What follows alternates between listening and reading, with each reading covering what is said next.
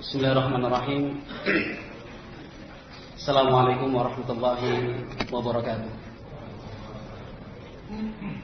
Innal hamdalillah nahmaduhu wa nasta'inuhu wa nastaghfiruh wa na'udzu billahi min shururi anfusina wa min sayyiati a'malina. Man yahdihillahu fala mudilla lahu wa man yudlil fala hadiya lahu. Asyhadu an la ilaha illallah wahdahu la syarika lah wa asyhadu anna Muhammadan 'abduhu wa rasuluh sallallahu alaihi wa ala alihi wa ashabihi wa man tabi'ahum bi ihsanin ila yaumiddin. Qala Allah jalla wa ala fi kitabihil karim, ya ayyuhalladzina amanu taqullaha haqqa tuqatih wa la tamutunna illa wa antum muslimun. فإن أصدق الحديث كتاب الله وخير الهدى هدى نبينا محمد صلى الله عليه وسلم وشر الأمور محدثاتها فإن كل محدثة بدعة وكل بدعة ضلالة وكل ضلالة في النار. Ikhwati billah rahimani wa rahimakumullah. Mudah-mudahan majelis ini diliputi dan dipenuhi berkah dan rahmat dari Allah Jalla wa ala. Ikhwati billah yang dimuliakan dan dirahmati Allah Jalla wa ala, ayat-ayat Al-Quran, demikian pula hadis-hadis Rasulullah sallallahu alaihi wasallam begitu sempurna dan utuh menjelaskan, menerangkan dan menggambarkan tentang kehidupan dunia dan kehidupan akhirat.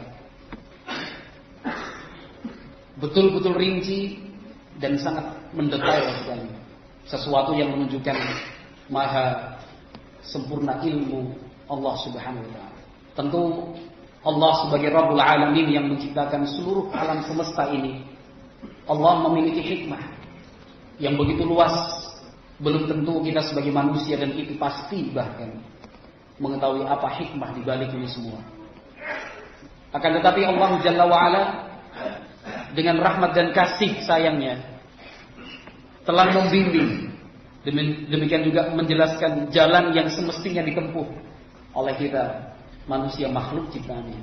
Sebuah ayat, barangkali ayat ini adalah ayat pertama yang kita kenal sejak kita memiliki ketertarikan, sejak kita ingin mencari dan terus mencari kebenaran, yaitu firman Allah Subhanahu wa ta'ala, wa ma khalaqtul jinna wal insa illa liya'budun. Allah menjelaskan dengan ayat yang bagi kita terasa singkat, tetapi sesungguhnya dari ayat ini Allah Subhanahu wa ta'ala hendak menyadarkan kita bahwa inilah tujuan Allah menciptakan manusia, demikian juga jin. Wa ma khalaqtul jinna wal insa illa liya'budun. Tidaklah aku ciptakan jin dan manusia kecuali untuk satu tujuan, menyerahkan ibadah dengan sepenuhnya dan sebenar-benarnya hanya untuk Allah Subhanahu wa ta'ala, tanpa syarikat, tanpa tandingan, tanpa sekutu, semua penuh. Qul inna salati wa nusuki wa mahyaya wa mamati lillahi rabbil alamin. Katakanlah, sesungguhnya salatku, ibadahku, hidup dan matiku lillahi, adalah untuk dan milik Allah Subhanahu wa ta'ala, hidup dan mati kita. Tetapi tidak banyak di antara hamba-hamba Allah Subhanahu wa ta'ala yang mampu mencapai tingkatan yang seperti ini, betul-betul sampai pada puncak mahyaya wa mamati lillahi rabbil alamin. Itu tidak banyak yang betul-betul memiliki prinsip kuat seperti ini, mendarah daging, nafas dan langkahnya adalah mahyaya wa mamati lillahi rabbil alamin, hidup dan matiku itu untuk Allah Subhanahu wa ta'ala. Sehingga kemana kita melangkah dalam hidup ini, semua diserahkan dengan aturan-aturan Allah Subhanahu wa ta'ala. Untuk apa kematian kita cari, juga lillahi rabbil alamin. Tidak banyak yang mampu mencapai tingkatan dan derajat setinggi ini.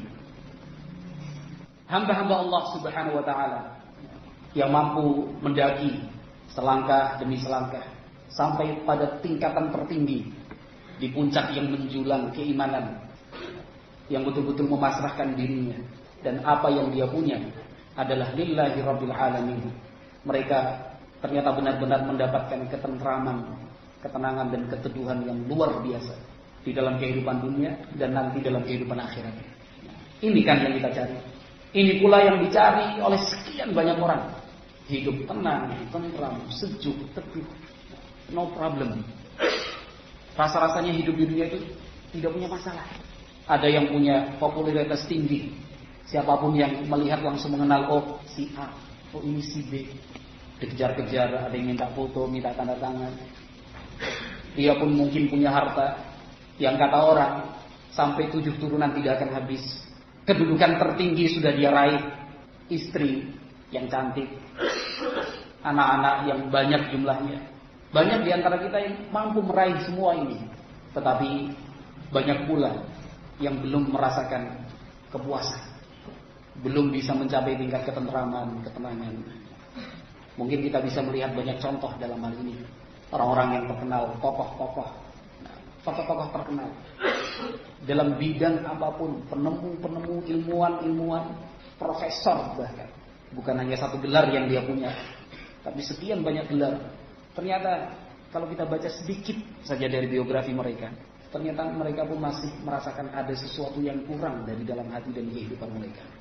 Masih rasa-rasanya kok belum mendapatkan kepuasan. Ikhwati fillah yang dimuliakan dan dirahmati Allah Subhanahu wa taala. Hamba-hamba Allah yang beriman pasti merasakan ketenangan, ketentraman, keteduhan, kesejukan, dan itu janji dari Allah Subhanahu wa taala.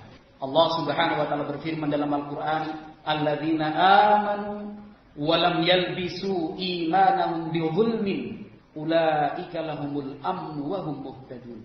Ayat ini menjelaskan tentang keutamaan tauhid dan janji dari Allah Jalla wa Ala untuk muwahhidin, hamba-hamba yang bertauhid. Allah menyatakan alladzina amanu wa lam yalbisu imanahum bidzulmin. Mereka adalah orang-orang yang beriman dan tidak mencampurkan sedikit pun keimanan itu dengan kezaliman, yaitu kesyirikan.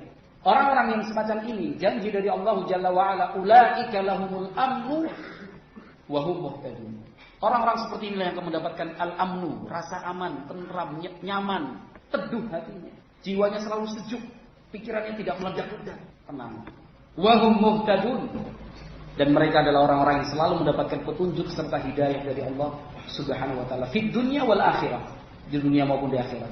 Seperti itulah yang dijelaskan para ulama tafsir. Di dunia, di alam barzakh, di alam akhirat, di surga pun nanti seperti itu. Alladzina amanu wa lam yalbisu imanahum bidzulmin, ulaika lahumul amnu wa hum muhtadun.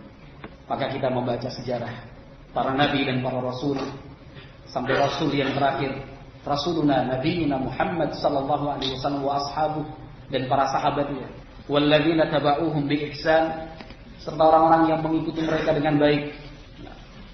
Allah sebutkan dalam Al-Qur'an, Nabi alaihi salatu wasallam menceritakan di dalam hadis-hadisnya. Semua penderitaan, kesusahan, kesempitan yang sifatnya duniawi itu dilalui dengan senyum, dengan senyum. Semua kepahitan dunia itu akhirnya tenggelam dan sama sekali tidak berarti dengan manisnya keimanan yang mereka punya. Kita mengenal satu persatu mungkin, mendengar dan menyaksikan sekian banyak saudara-saudara kita akhirnya mengalami gangguan kejiwaan, stres, depresi. Rumah sakit jiwa selalu penuh. Yayasan, lembaga, LSM dan yang semisalnya tumbuh terus satu persatu, hanya untuk membicarakan, menyelesaikan dan memberikan jalan keluar. Orang depresi itu gimana caranya dan sulitnya? Obat diberikan dalam dosis yang tinggi sampai tidak sadar orang pasien yang meminumnya.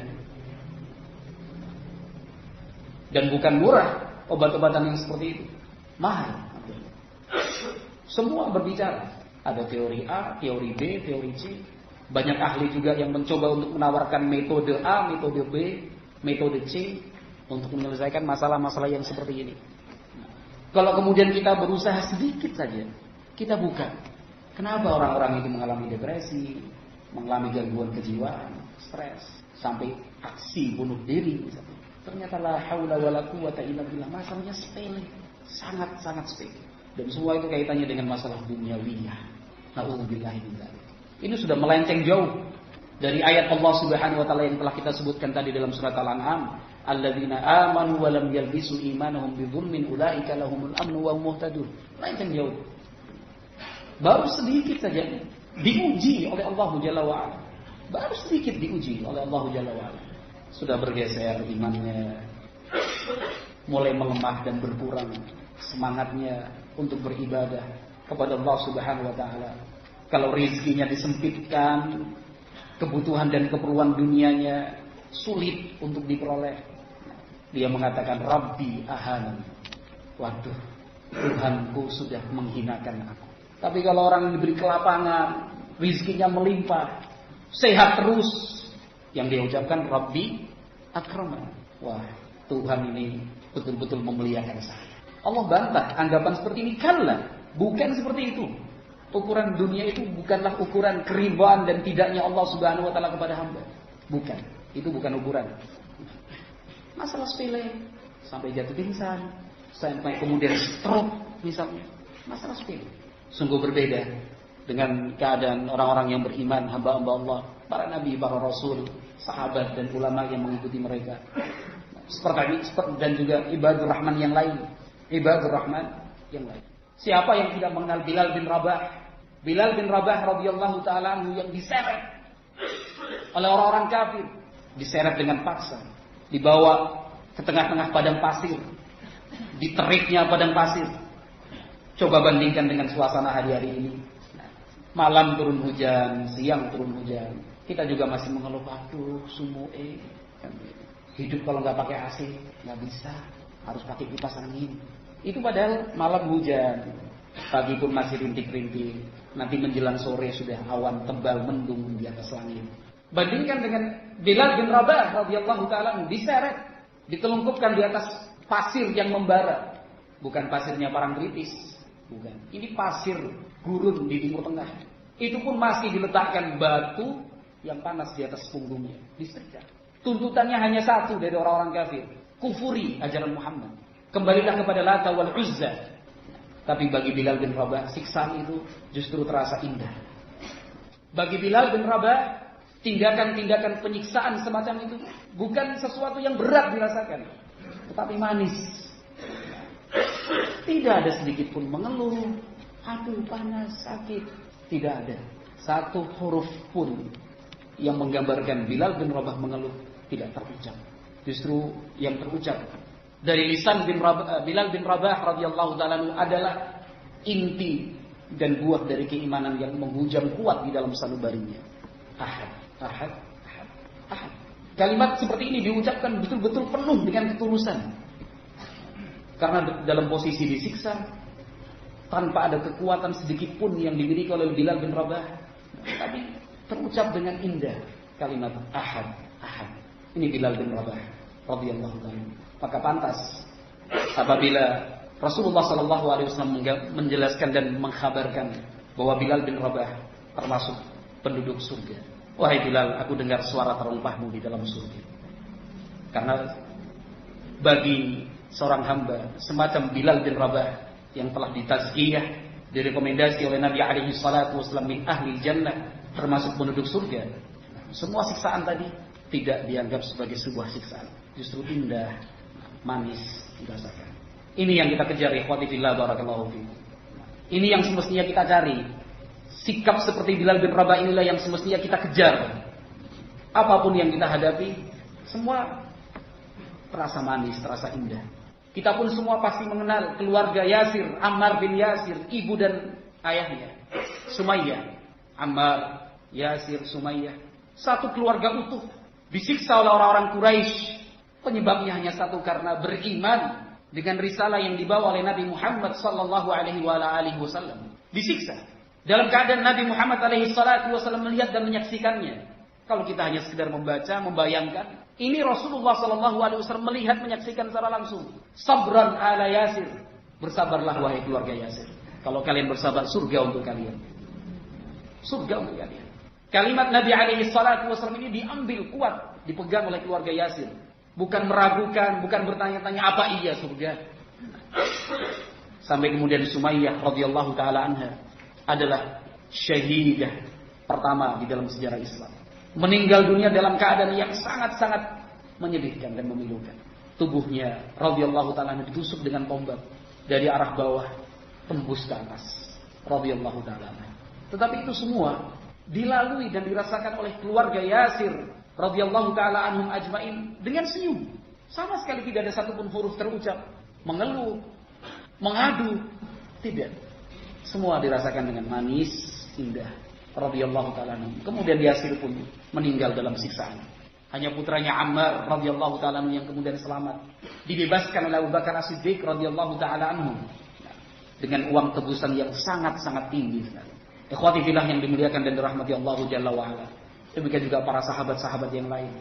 Di medan pertempuran, mereka selalu ada di hadapan Nabi alaihi salatu wasallam. Dunaka ya Rasulullah. Wahai Rasulullah, merunduk ya Rasulullah. Biarkan saya yang kena anak panah. Biarkan saya yang kena tusukan pedang dan lemparan lembing serta tombak. Biarkan saya yang meninggal wahai Rasulullah. Biarkan saya yang mati. Engkau harus tetap hidup. Sehingga sahabat-sahabat yang mulia di dalam tubuh-tubuh mereka ada tanda-tanda tombak, pedang. Az-Zubair bin Al-Awwam radhiyallahu ta'ala di tubuhnya 70 lebih lubang bekas tombak, pedang dan alat-alat peperangan yang lain. Bisa kita bayangkan dalam sebuah peperangan, wajah ketemu wajah, langsung darah. Tetapi subhanallah semua itu dilewati oleh para sahabat radhiyallahu ta'ala anhum ajma'in dengan manis, dengan indah, dengan mudah radhiyallahu ta'ala anhum ajma'in. Semua ini diketahui oleh kaum mukminin. Bahkan seorang raja Heraklius pun dia tahu. Abu Sufyan radhiyallahu ta'ala anhu dalam hadis muttafaqun alaih yang saat itu berangkat berdagang dipanggil oleh Raja Heraklius. Raja Heraklius bertanya kepada Abu Sufyan dan rombongannya tentang Muhammad serta dakwah Islam yang dibawanya. Satu persatu ditanyakan. Nah, dia anak raja atau bukan? Bukan. Yang ikut dia, apakah orang-orang miskin, fuqara, atau orang-orang kaya? Apakah telah terjadi peperangan dengan kaumnya sendiri? Selalu menang apa pernah kalah? Yang sudah masuk Islam di antara mereka apakah murtad? Nah, semua ditanya. Pertanyaan yang kurang lebih 8 sampai 9 ini itu ada di dalam kitab suci Ahlul Kitab tentang kenabian Nabi Muhammad SAW. Ketika sampai pada pertanyaan, apakah di antara mereka ada yang murtad meninggalkan Islam sakhatan lahu karena benci kepada Islam? Abu Sufyan menjawab, tidak.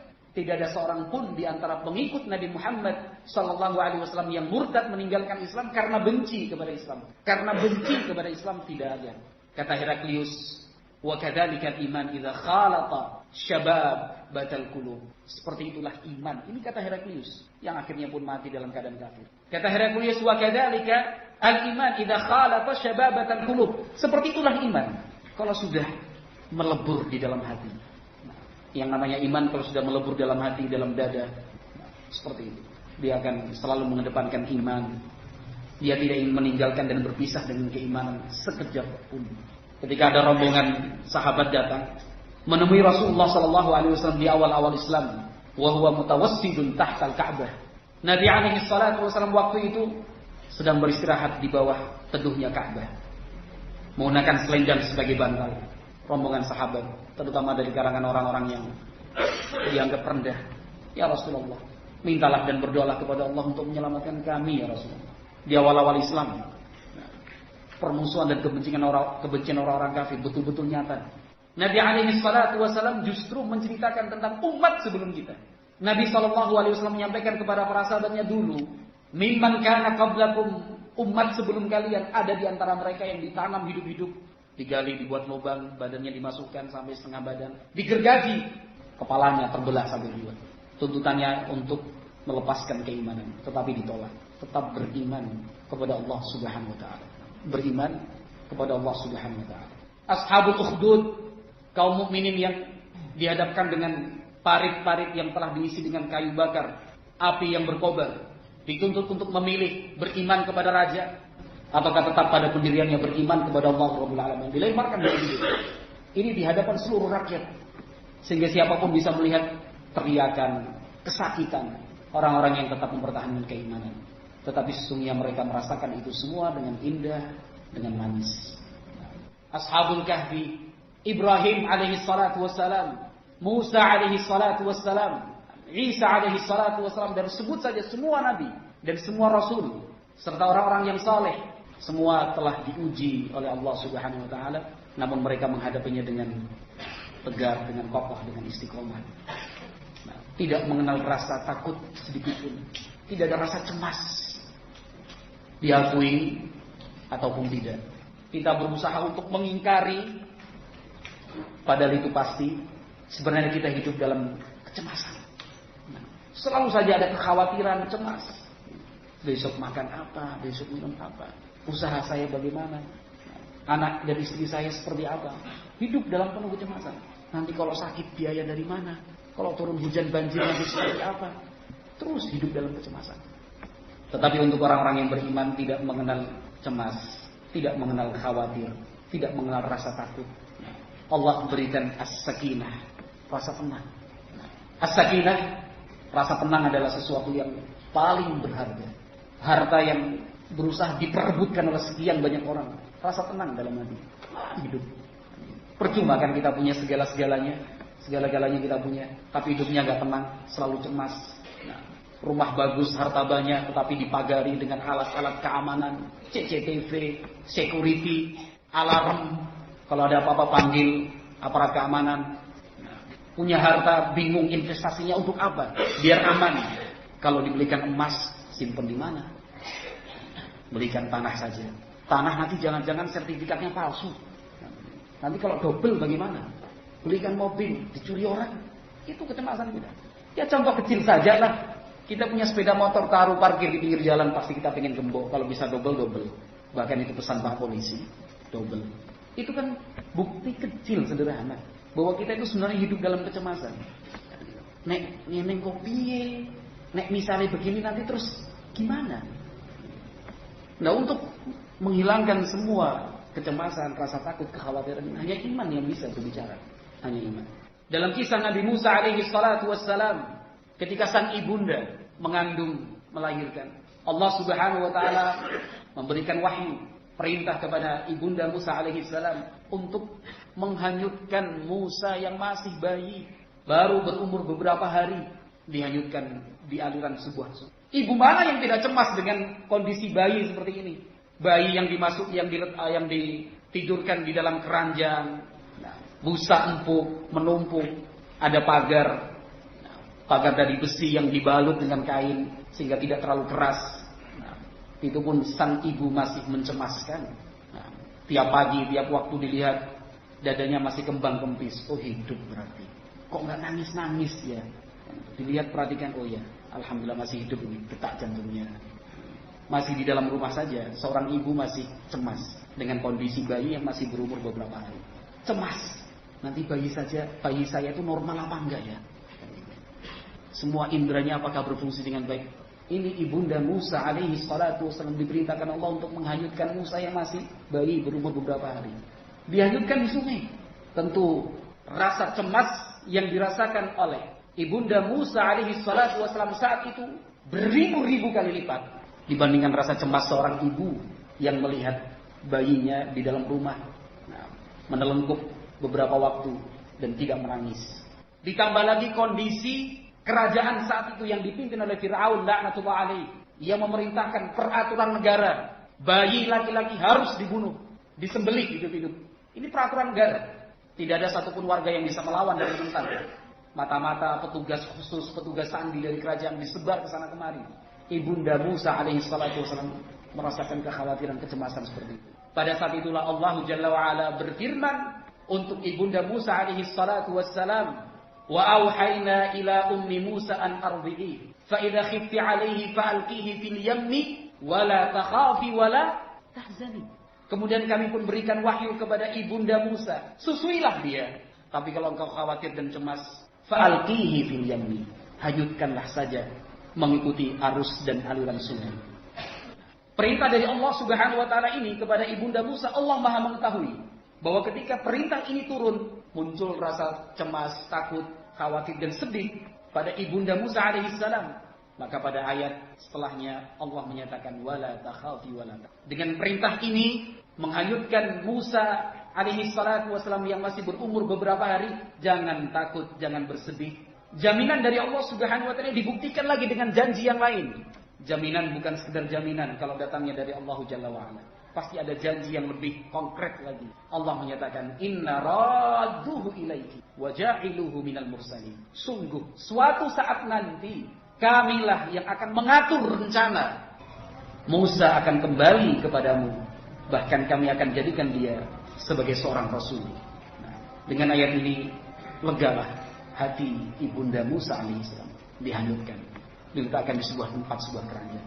Siapa yang menyangka bayi yang menjadi musuh Fir'aun nantinya justru diambil, diselamatkan, dirawat oleh istri Fir'aun. Sesuatu yang jauh dari perhitungan dan nalar manusia. Musuh utama Fir'aun justru dibesarkan, dididik di dalam rumah Fir'aun. Menangis sang bayi Musa alaihi salatu wassalam. Siapapun yang datang untuk menyusui, Musa menolak. Fir'aun pun tidak tega untuk menolak permintaan istrinya merawat Musa. Semua didatangkan. Lalu Allah pun yang mengatur. Ada seseorang yang mengatakan, ada seorang wanita yang mau menyusui bayi ini. Ibunya sendiri. Dipanggil bunda. Tidak ada yang mengetahui bahwa Musa adalah ibu, adalah anak kandung dari ibu tersebut. Istri Fir'aun sendiri. Betapa lemahnya manusia. Dia yang telah bermimpi kemudian ditakwil oleh ahli mimpi bahwa kekuasaan dan kerajaannya akan hancur di tangan seorang anak laki-laki. Lalu Fir'aun berusaha untuk menyelamatkan kerajaannya. Kecil, makar manusia kecil dan tidak berarti apa-apa. Betul-betul kerdil kita di hadapan Allah Jalla wa ala. Semua dibunuh. Padahal yang akan menggoyang dan menghancurkan kekuasaan justru ada di dalam rumah. Tetapi yang perlu kita perhatikan adalah firman Allah Subhanahu wa taala, "Wala takhafi wala tahzani." Jangan sedih, jangan takut. Selama engkau beriman kepada Allah, tidak ada itu rasa cemas, tidak ada itu rasa takut. Misalkan muncul rasa cemas dan rasa takut itu, pertanyakan keimanan kita. Bukan mempertanyakan ayat dan hadis Nabi alaihi salatu wasallam. Nah, kita sudah beriman kok masih ada rasa cemas. Fala tuzakku. Jangan menganggap diri suci, jangan menganggap sudah beriman, kemudian meminta hak lepas dan selamat dari rasa aman dan rasa cemas, rasa takut dan rasa cemas. Perbaiki keimanannya, tingkatkan kualitas keimanannya, barulah janji Allah Subhanahu wa taala diturunkan. Pada saat Musa alaihi salatu wassalam membawa umat Bani Israel menyelamatkan diri dari kejaran Fir'aun dan bala tentaranya, di hadapan mereka laut merah. Padahal jumlah pasukan Fir'aun banyaknya berkali lipat dibandingkan pengikut Musa alaihi salatu wassalam waktu itu. Dari segi kekuatan, perlengkapan lebih superior, powerful, betul-betul penuh kekuatan pasukan Fir'aun. Sampai-sampai pengikut Nabi Musa alaihi salatu wasallam muncul kecemasannya. Inna lamudrakun. Falamma tara'al jam'an. Ketika masing-masing sudah melihat, sudah datang, itu sudah kelihatan. Pengikut Nabi Musa sudah mulai cemas. Inna lamudrakun. Ya Musa, ini sebentar lagi kita disusul. Muncul kecemasan, rasa takut. Nah, sudah terlihat kecepatan tinggi. Dalam keadaan yang seperti ini, Allah pun memberikan pertolongan untuk orang-orang yang beriman. Wahayna ila Musa. Kemudian kami berikan wahyu kepada Musa alaihi salatu wassalam. Anidrib bi asakal bahra. Pukulkan tongkatmu di laut yang ada di hadapanmu, laut merah. Fa'asri bi ibadi. Lintasi laut itu. La takhafu darakan wa la takhsha. Ayat terakhir ini. Allah menyatakan la takhafu darakan wa la takhsha. Kamu tidak akan cemas disusul dan kamu tidak perlu takut. Ini janji dari Allah Subhanahu wa taala untuk orang yang beriman. Orang yang beriman menghadapi semua masalah, apapun beratnya, betapapun sulitnya, betapapun banyak dan menumpuknya masalah itu. Nah, tidak ada rasa takut, cemas. Ini musuh sudah di belakang. Yang sekiranya mereka melemparkan anak panah bisa sampai di tempat pengikut Nabi Musa alaihi salatu wasallam. Allah tunjukkan keajaibannya. Janji dari Allah untuk orang-orang yang beriman. Ulaika lahumul amnu wa hum muhtadun. Laut pun kemudian terbelah menjadi beberapa jalan sesuai dengan jumlah suku-suku besar dari Bani Israel. Mereka melintas. Sesampainya di seberang, pasukan Fir'aun saat itu masih di tengah lautan, menutup kembali. Sesuatu yang tidak masuk akal. Tetapi bagi Allah Subhanahu wa taala, wa ma dzalika 'ala Allahi bi'aziz. Itu tidaklah sulit bagi Allah. Nah, tidak ada yang mustahil bagi Allah di dunia ini. Tetapi sekali lagi itu untuk orang-orang yang beriman. Nah, untuk orang-orang yang beriman. Sungguh ikhwati fillah yang dimuliakan dan dirahmati Allah, inilah yang semestinya kita kejar. Kalau kita belum sampai ke titik seperti ini, jangan pernah merasa puas. Jangan merasa sudah bisa ini, sudah bisa itu, sudah melakukan ini dan itu. Mampukah kita melepaskan diri dari kecemasan dan kekhawatiran, ketakutan di dunia yang sifatnya duniawiyah? Mampukah kita melepaskan diri? Kalau belum, berarti kita harus terus berlari mengejar. Jangan sampai ketertinggalan kita. Nah, itu disebabkan karena diri kita sendiri. Mungkin waktu itu akan habis. Ikhwati fillah yang dimuliakan dan dirahmati Allah Jalla wa Ala. Nabiyyuna Muhammad alaihi salatu wasallam hijrah dari Mekah menuju Madinah. Yang menemani hanyalah Abu Bakar As-Siddiq radhiyallahu taala anhu. Yang menemani adalah Abu Bakar As-Siddiq radhiyallahu taala. Di dalam sebuah gua sempit, beliau berdua menghindari kejaran orang-orang Quraisy dan upahan-upahan mereka. Orang-orang Quraisy berani membayar tebusan setinggi-tingginya barang siapa yang bisa menemukan Muhammad hidup atau mati. Bahkan hanya sekedar memberikan informasi yang akurat, dijanjikan hadiah dan bonus. Kekuatan Quraisy bukan kekuatan yang kecil. Superpower saat itu. Quraisy suku terbesar di dunia. Dengan ahli-ahli pelacak jejaknya, membaca tapak di atas pasir. Bahkan arah angin dan arah pasir yang diterbangkan angin, itu mereka bisa baca. Oh, orang ini sudah ada orang pernah lewat di sini beberapa waktu yang lalu, sehari yang lalu, 2 hari yang lalu ada orang mengarah ke sana, mengarah ke sini. Dalam keadaan seperti itu, idhuma fil ghar. Ketika mereka berdua, yaitu Muhammad dan Abu Bakar As-Siddiq radhiyallahu taala di dalam gua. Abu Bakar As-Siddiq radhiyallahu taala cemas, tetapi bukan mencemaskan dirinya sendiri. Abu Bakar radhiyallahu taala takut, tetapi yang ditakutkan oleh beliau bukan dirinya sendiri. Keselamatan Rasulullah sallallahu alaihi wasallam. Keselamatan Rasulullah sallallahu alaihi wasallam. Bahkan dalam sebuah riwayat disebutkan demi memberikan kenyamanan untuk baginda Nabi alaihi salatu wasallam, Abu Bakar As-Siddiq radhiyallahu taala tersengat oleh binatang berbisa. Beliau tidak bergerak sedikit pun agar tidur dan istirahatnya Nabi Muhammad alaihi salatu wasallam tidak terganggu. Kita digigit seekor nyamuk saja sudah mengeluh. Itu kita. Tetapi orang-orang beriman seperti Abu Bakar As-Siddiq dan yang lain tidak.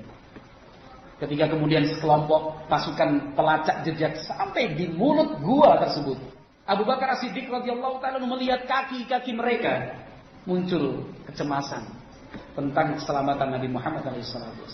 Dalam yang keadaan seperti itu, ikhwati fillah yang dimuliakan dan dirahmati, apa yang diucapkan Nabi Muhammad SAW?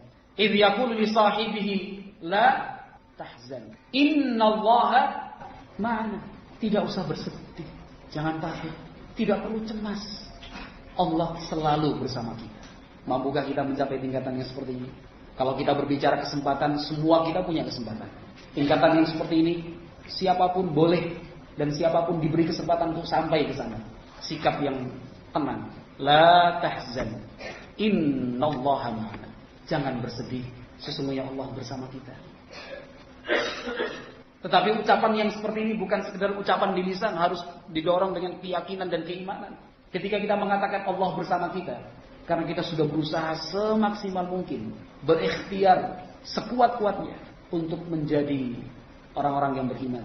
Karena Allah bersama, innallaha ma'al ladzina taqaw wal ladzina hum muhsinun. Allah bersama dengan kita, kata Nabi Muhammad SAW. Bersama dengan siapa? Allah bersama dengan orang-orang yang bertakwa dan mereka berbuat ihsan di dalam ibadah dan amalan saleh. Itulah yang harus kita kejar. Tingkatkan takwa, beribadah sampai pada tingkatan ihsan.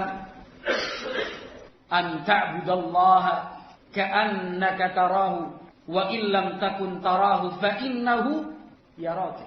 Ini tingkatan ihsan. Engkau beribadah kepada Allah Jalla wa Ala seolah-olah engkau melihatnya secara langsung. Sekalipun kau tidak bisa melihat Allah Subhanahu wa taala, engkau beribadah dengan penuh keyakinan bahwa Allah benar-benar melihat semua yang engkau lakukan di dalam ibadah itu. Ikhwati billah, marilah kita mengejar. Ayolah kita cari tingkatan ihsan seperti ini. Ketika kita melaksanakan salat, ingin berpikir sesuatu di luar salat, kita sudah merasa malu. Karena kita melaksanakan salat dalam keadaan yakin bahwa Allah melihat kita, gerak-gerik tubuh kita. Allah melihat apa yang terbaca di dalam pikiran kita. Allah melihat dan maha mengetahui apa yang terlintas di dalam hati kita. Itu perlu kita evaluasi salat-salat kita, ibadah-ibadah kita yang lain. Sudahkah mencapai tingkatan ihsan? Seharusnya kan kita mesti malu salat. dalam keadaan Allah melihat kita. Kemudian hati kita justru terbang melayang ke sana dan kemari, menembus dunia tanpa batas. Bahkan tidak jarang kita lupa sudah berapa rakaat. Bahkan mungkin kita tahiyat seharusnya membaca at-tahiyatulillah, yang kita baca alhamdulillahirabbil alamin arrahmanir rahim maliki yaumiddin. Al-Fatihah dibaca. Salah menempatkan doa. Padahal Allah sedang melihat kita melaksanakan salat. Allahu akbar, rukuk dan sujud. Barangkali untuk mencapai tingkatan seperti ini masih membutuhkan perjuangan yang panjang. Tetapi yang terpuji adalah hamba yang terus berusaha. Yang tercela adalah hamba yang tidak mau berusaha untuk meningkatkan kualitas iman dan takwanya. Ikhwati fillah yang dimuliakan dan dirahmati Allah, Nabi Muhammad SAW dalam hadis muttafaqun alaih min sahabi Anas ibnu Malik radhiyallahu taala beliau bersabda, "Salatun man kunna fihi wajada bihinna halawatal iman, an yakuna Allah wa rasuluhu ahabba ilaihi mimma siwahuma, wa an yuhibbal mar'a la yuhibbuhu illa lillah, wa an yakraha an ya'uda ilal kufri ba'da id anqadhahu Allah minhu, kama yakraha an yuqdhafa finnar." Kata Nabi alaihi salatu wasallam, ada 3 perangai, ada 3 khisal. Barang siapa seorang hamba yang mampu menghimpun 3 perangai ini dalam dirinya, dia mampu merasakan manisnya iman. Ketiga-tiganya nanti bolehlah kita lihat dan kita cek di dalam hati ini, sudahkah atau belum. Sebenarnya kita sudah bisa merasakan manisnya iman ataukah belum. Atau bahkan mungkin kita sendiri masih bertanya-tanya, lah manisnya iman itu seperti apa ya? Itu kan berarti belum pernah merasakan. Sama halnya seperti sebuah makanan. Ini penjelasan para ulama. Mereka memberikan contoh dengan makanan dan minuman yang ada di depan kita. Seperti makanan dan minuman. Setiap makanan dan minuman pasti punya rasa. Ketika kita belum bisa menentukan ini rasanya apa, enak, tidak enak, lezat, tidak lezat, itu artinya kita belum pernah merasakan makanan dan minuman tersebut. Seperti itu pula lah iman. Kalau kita masih bertanya-tanya lah, rasanya piye iman itu ya? Ya itu tanda bahwa kita belum mengecap manisnya iman. Kata para ulama, ketika fungsi lidah itu sudah rusak, fungsi lidah sebagai indera perasa sudah rusak, dia tidak akan mungkin bisa merasakan manis atau tidaknya sebuah makanan atau minuman. Kalau indera perasanya tidak lagi berfungsi, dia tidak akan bisa menentukan rasa dari tiap-tiap makanan dan minuman yang dia konsumsi. Maka seperti itu pula lah hati. Ketika hati sudah tidak lagi berfungsi dengan baik, ketika hati itu sudah mati, na'udzubillah, ketika hati kita sudah rusak, maka kita tidak akan bisa merasakan manisnya iman itu seperti apa. Karena makanan dan minuman adalah makanan fisik, dan iman adalah makanan hati. Itu tanda. Kalau kita belum bisa merasakan manisnya iman, atau bahkan mungkin bertanya-tanya manisnya iman itu seperti apa, sekali lagi mungkin fungsi hati kita telah rusak. Nauzubillah. Manisnya keimanan itu kata para ulama istilzadut ta'at, selalu merasakan lezat dan nikmat ketika melakukan ketaatan dan ibadah kepada Allah Jalla wa'ala. Puas, bahagia, terhibur, baru berencana untuk beribadah saja itu sudah senangnya bukan main. Apalagi kemudian berhasil mendapatkan kesempatan dari Allah melaksanakan ibadah itu sampai selesai, terasa lezat. Demikian juga menganggap seluruh masyaqqat, semua hal-hal yang sulit dan berat itu ringan. Ini tanda mampu merasakan manisnya iman. Nggak ada yang berat, nggak ada yang susah dalam beribadah dan taat. Maka tidak jarang kita mendengar, wah angel nek koyo ngono. Nah ini fungsi hati sudah rusak, tidak mungkin dia bisa merasakan manisnya iman. Kayaknya saya sulit kayak gitu, masih berat. Nah, bertahaplah ya. Nanti setelah saya persiapkan ini dan persiapkan itu, baru saya bisa seperti itu. Ini Rasulullah SAW yang bersabda 3 hal. Itu kalau kita sudah punya, manisnya iman bisa kita rasa. Yang pertama kata Nabi SAW, an yakuna Allah wa rasuluhu ahabba ilaihi mimma siwahuma. Yang pertama kalau kita sudah mencapai tingkatan Allah dan Rasulnya, lebih kita cintai dibandingkan segala sesuatu yang ada. Kata para ulama, mimma. Kenapa Nabi SAW tidak mengatakan mimman siwahuma? Yang belajar bahasa Arab tentu bisa membedakan antara ma dan man. Kalau man itu untuk yang berakal saja. Kalau ma mencakup yang berakal dan tidak berakal. Artinya selain Allah dan Rasulnya. entah itu manusia, makhluk hidup ataupun benda mati, selalu dalam posisi di bawah cintanya kepada Allah dan Rasulnya alaihi salatu wassalam. Karena tidak sedikit di antara kita yang lebih cinta kepada benda melebihi cintanya kepada Allah dan Rasulnya alaihi salatu wassalam. Oleh karena itu di dalam beberapa ayat Al-Quran, Allah Jalla wa'ala menyebutkan contoh hal-hal yang dicintai oleh manusia, baik itu benda mati maupun benda hidup. Allah Subhanahu wa taala berfirman dalam surat At-Taubah, "Qul in kana aba'ukum wa abna'ukum wa ikhwanukum wa azwajukum wa ashiratukum wa amwalun iktaraftumuha wa tijaratun takhshawna kasadaha wa masakin tardawnaha ahabba ilaikum minallahi wa rasulihi wa jihadin fi sabilihi fatarabbasu hatta ya'tiya amrullah wallahu la yahdil qaumadh dhalimin." Allah Subhanahu wa taala menyatakan dalam ayat ini, katakan ya Muhammad, sampaikan kepada mereka semua, kita semua, seandainya ayah-ayah kalian, anak-anak kalian, saudara-saudara kalian, istri-istri kalian, pasangan hidup, keluarga kalian, wa amwalun iktaraftumuha, harta benda yang kalian punya, yang kalian kumpulkan, wa tijaratun takhshawna kasadaha, perniagaan, jual beli, usaha, bisnis yang kita khawatirkan akan melorot, yang kita khawatirkan akan rugi, wa masakinu tardawnaha, demikian juga rumah tempat tinggal kalian yang kalian senangi. Allah sebutkan ini benda hidup dan benda mati, bapak, anak, istri, keluarga, saudara, harta, perniagaan, bisnis dan usaha, demikian juga tempat tinggal. Kata Allah Subhanahu wa taala, kalau semua ini ternyata ahabba, lebih kalian cintai minallahi wa rasulihi, dibandingkan Allah dan Rasulnya, wa jihadin fi sabilihi, lebih kalian pilih dibandingkan berjihad di jalan Allah Jalla wa'ala, fatarabbasu, tunggu saja, hatta ya'ti amrullah, sampai datangnya keputusan dan ketentuan dari Allah. Ikhwati fillah yang dimuliakan dan dirahmati Allah Jalla wa'ala, maka Allah dan Rasulnya harus terdepan, harus diutamakan. Prioritas, betul-betul prioritas. Apapun yang bertentangan dengan cinta kita kepada Allah, apapun yang bertentangan dengan cinta kita kepada Rasulullah sallallahu alaihi wasallam, semua itu tidak berarti apa-apa. Karena yang kita cari adalah ridha dari Allah Azza wa Jalla, dan sebagai pembuktian rasa cinta kita kepada Nabi Muhammad alaihi salatu wassalam. Maka di dalam sejarah sahabat Nabi ridwanullah alaihim ajmain, semua yang disebutkan Allah di dalam ayat ini tidak bernilai apapun di hadapan orang-orang yang beriman. Tidak sedikit antara anak dan bapak berperang saling membunuh di dalam pertempuran antara kaum muslimin melawan orang-orang musyrikin, karena Allah dan Rasulnya alaihi salatu wassalam. Para sahabat muhajirin, mereka yang meninggalkan tanah kelahiran dan kampung halaman mereka, perniagaan dan bisnis serta usaha mereka, rumah beserta perlengkapan dan harta yang tersimpan di sana, semua ditinggal oleh para sahabat demi Allah dan demi Rasulnya alaihi salatu wassalam. Ada rasa berat di dalam hati mereka?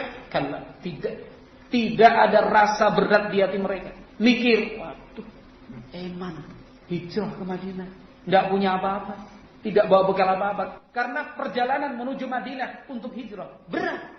Untuk bawa unta, kemudian di atas punuknya diletakkan harta benda, sangat tidak memungkinkan.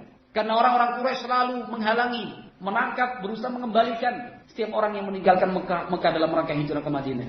Maka waktu itu setiap sahabat yang hijrah hanya berbekal iman dan takwa. Tidak ada harta benda yang mereka bawa. Nah, ini Allah Subhanahu wa taala sebutkan dalam Al-Quran. Maka orang-orang yang beriman lebih memilih Allah dan Rasulnya alaihi salatu wassalam.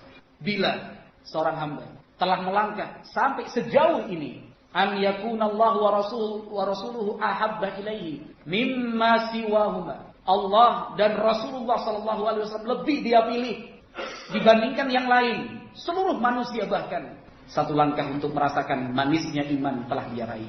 Nah, Allah Subhanahu wa taala berfirman dalam Al-Qur'an, la tajidu qauman yu'minuna billahi wal yaumil akhir yuwadduna man hadallaha wa rasulahu walau kanu aba'ahum aw ikhwanahum aw ashiratahum ulaika kataba fi qulubihimul iman.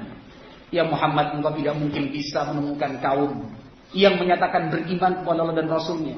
Setiap orang yang mengaku beriman kepada Allah dan al-yaumil akhir, sikap dia tidak akan memberikan loyalitas, tidak akan memberikan rasa cinta yang hakiki kepada setiap orang yang memusuhi Allah dan memusuhi Rasulullah SAW, meskipun itu ayah kandungnya, anak kandungnya, saudara dan keluarganya. Ulaika kataba fi qulubihimul iman. Orang-orang seperti inilah yang Allah catatkan dan ukir di dalam hati mereka keimanan. Ikhwati fillah yang dimuliakan dan dirahmati Allah, menegakkan sunnah di zaman ini berat. Menghadapi sekian banyak arus, bukan 51 arus. Orang-orang kafir dengan segala macam arusnya. Kaum muslimin yang juhala, yang tidak mengerti tentang agama ini. Kaum muslimin yang memiliki pemahaman-pemahaman sesat. Arus begitu banyak. Kadang-kadang kita merasa malu untuk mengatakan ini loh saya salafi. Untuk menyatakan ini sunnah Nabi. Untuk menyatakan ini demi ridha ilahi. Kadang-kadang sulit. Wallahu a'lam bishawab. Itu kembali kepada kualitas keimanan ini. Ada mungkin rasa malu, sungkan, tidak percaya diri, padahal dia sesungguhnya mulia di hadapan Allah Jalla wa'ala dengan keimanannya, dengan tauhidnya, dengan bergema dan bergaulnya sunnah di dalam hatinya. Sesungguhnya dia mulia di hadapan Allah Subhanahu wa taala. Anaknya sekolah di mana, Mas? Ya, sekarang SMP tingkat 2. Padahal di pesantren Ma'had Darussalam. Apa susahnya mengatakan anakku di pesantren, Pak? Contoh kecil ya. Kalau contoh-contohnya mah banyak. Kalau kita kumpulkan semuanya dari sini, wah, ribuan kali. Ini contoh kecil saja. Untuk menjawab pertanyaan mertua. Dengan tegas, anak saya di pesantren, Bu. Anak kami disekolahkan di pondok. Susah. Lebih memilih untuk menjawab yang aman-aman saja. Ya, sekarang sudah setingkat SMP kelas 2. Sudah setingkat SMA kelas 3. Ya, kalau sekarang ya sudah usia kuliah lah, Bu. Misalnya, ada semacam ketidakpercayaan diri, wah, pesimis. Sebut anak saya di program tahfidzul Quran. Apa itu nih program tahfidzul Quran? Begini Bu, program tahfidzul Quran itu sebuah program. Jelaskan. Dengan penuh percaya diri, bangga. Itu contoh kecil. Kadang-kadang kita ingin diterima oleh orang, padahal mungkin sikap kita itu bisa menimbulkan murka dari Allah Subhanahu wa taala. Nabi alaihi salatu wasallam sudah menyatakan seperti ini. Allah itu murka ketika kita mencari ridha orang. Yang penting orang senang, yang penting orang bisa menerima kita. Ya, sedikit-sedikit melanggar juga nggak apa-apa. Belum saatnya ini disampaikan. Lah kapan? Sudah 5 tahun Anda berdakwah di tempat itu. Sudah 10 tahun Anda berdakwah di masjid itu. Lah mau sampai kapan mau tidak disampaikan masalah seperti ini? Waduh, ini masih susah kayaknya. Terlalu sensitif kalau kita bicara sururi. Terlalu sensitif ini. Sensitivitas itu kan karena kita sendiri yang mengkondisikan. Seharusnya juru dakwah itu yang mengkondisikan matunya. Untuk tidak sensitif masalah-masalah seperti itu. Ya, yang jelas an yakunallahu wa rasuluhu ahabba ilaihi mimma siwahu. Allah dan Rasulnya itu harus kita pilih, kita depankan. Kalau belum sampai di titik ini, modal pertama kita untuk mampu merasakan manisnya iman ternyata belum didapat. Yang kedua kata Nabi alaihi salatu wassalam, wa an yuhibbal mar'a la yuhibbuhu illa lillah. Langkah berikutnya untuk meraih manisnya iman, dia mencintai seseorang dan rasa cintanya itu tidak lain dan tidak bukan kecuali berdasarkan cintanya kepada Allah Subhanahu wa taala. Mudah kita berbicara seperti ini, prakteknya sulit. Mengukur cinta antara sesama kita. Ukurannya itu adalah Allah Subhanahu wa taala. Seringkali kita terbawa oleh nafsu, demikian juga pribadi. Itu sering kali kita terbawa. Kita membenci si A, tidak suka kepada si B, tidak cocok kepada si C, pasti dan jelas alasannya pribadi. Kok yang masih tega-teganya membalut dengan alasan syar'i? Jelas masalah pribadi. Kok tega-teganya ini? Wah, masalah manhaj ini, wah, pribadi. Kita suka kepada si A, senang kepada si B, cocok kepada si C. Alasannya katanya karena agama, sama-sama salafi. Suatu saat dikecewakan, nggak bisa dilupakan semua itu. Padahal dia masih salafi. Bohong berarti di depan tadi. Kata seorang ulama bernama Yahya bin Mu'adz rahimahullahu taala, beliau menyimpulkan sederhana sekali. Mengukur rasa cinta karena Allah itu sederhana sekali ukurannya. Kata beliau rahimahullahu taala, rasa cinta karena Allah itu la yazidu bil birri wa la yanqusu bil jafai. Simpel. Kata beliau rahimahullah, rasa cinta kita kepada sesama karena Allah itu bisa diukur. Tidak bertambah karena kita mendapatkan kebaikan dari dia, juga tidak berkurang karena kita dicelakai dan dirugikan oleh dia. Simpel. Ini masalah pribadi. Pukul rata. Padahal mungkin dalam masalah meminjam alat, nggak dikembalikan sekian lama, dipinjam tapi dikembalikan dalam keadaan rusak, sudah generalisasi, dianggap semua sama. Sudahlah, salafi opo dia bisa. Ya monggo, kita bisa keimanan check up, bukan medical check up. Keimanan check up, iman kita perlu di check up, diteliti ulang. Tapi jujur, jangan berusaha cari alasan pembenaran. Enggak. Ya akhi, Allah Maha mengetahui hati kita dan apa yang tersimpan dan tersembunyi dalam hati kita. Betulkah kita mencintai dan membenci seseorang itu karena Allah Subhanahu wa taala? Coba ukur. Yaitu butuh waktu tersendiri untuk merenung. Iya, betul juga. Selama ini saya nggak cocok dengan si A, si B. Itu sebenarnya alasannya apa sih? Betul-betul karena syar'i ataukah tidak? Atau pura-pura saya paksakan karena syar'i, padahal sebenarnya pribadi. Maka kalau kita belum bisa mencintai seseorang karena Allah dan membenci seseorang karena Allah, ya kita tidak akan bisa merasakan manisnya iman. Tidak akan mungkin bisa. Seorang hamba yang sudah bisa tingkatan seperti ini, manis, bebas konflik, ya kan? Bebas konflik.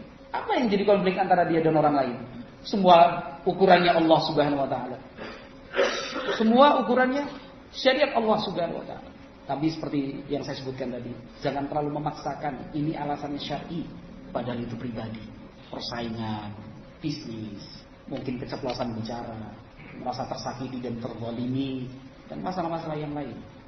Kemudian yang ketiga, kata Nabi alaihi salatu wasalam, wa an yakraha an ya'uda ilal kufri ba'da id anqadhahu Allahu minhu kama yakraha an yughrafa binnar.